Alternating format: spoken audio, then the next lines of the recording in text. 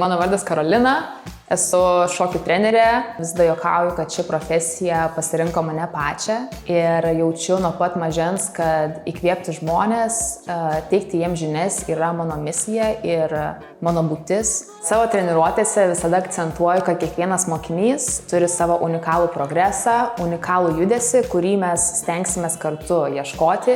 Tai mokiniai iš mano pamokų gali tikėtis vidinės transformacijos, labiausiai pasitikėjimo klausimų ir noriu, kad kiekvienas mano mokinys patikėtų savimi, patikėtų savo jėgomis. Rinktis šokius kaip savo papildomą veiklą labiausiai rekomenduoju dėl to, nes šokis yra labai puikus laisvalaikio praleidimo būdas, jeigu tai yra labiau apie mėgėjišką klausimą. O šokis šiaip padeda įgauti pasitikėjimo savimi, labiau mylėti savo kūną. Taip pat manyčiau, kad šokio treniruotės labai ugdo discipliną ir gebėjimą siekti tikslų.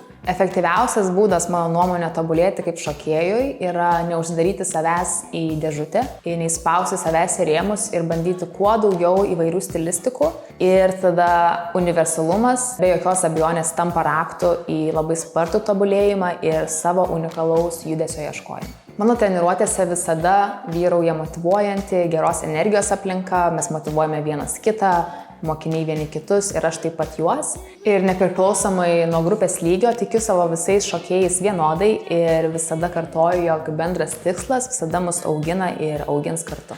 Iš įvairių savo mokinių atsiliepimų žinau, kad mano mokiniai mano pamokose labiausiai vertina mano asmeninį dėmesį kiekvienam šokėjui ir mano detalumą gilinantis į šokio stiliaus technikas, ne tik į paviršutinius dalykus, bet labai mėgstu gilintis į kokybę ir tikiu, kad mokiniai tai jaučia ir tikrai labai vertina. Žmonėms ir šokėjams, ypač tiems, kurie tik pradeda savo kelią, visada kartoju, kad judesys yra labai puiki saviraiškos forma ir tai tikrai gali tapti labai saugi erdvė tobulėti ir tiesiog būti savimi. Šokis man yra mano namai, mano kasdienybė ir mano saugiausia erdvė, kurioje galiu jaustis visai kaip noriu ir visiškai tikrai būti savimi. Kviečiu ateiti.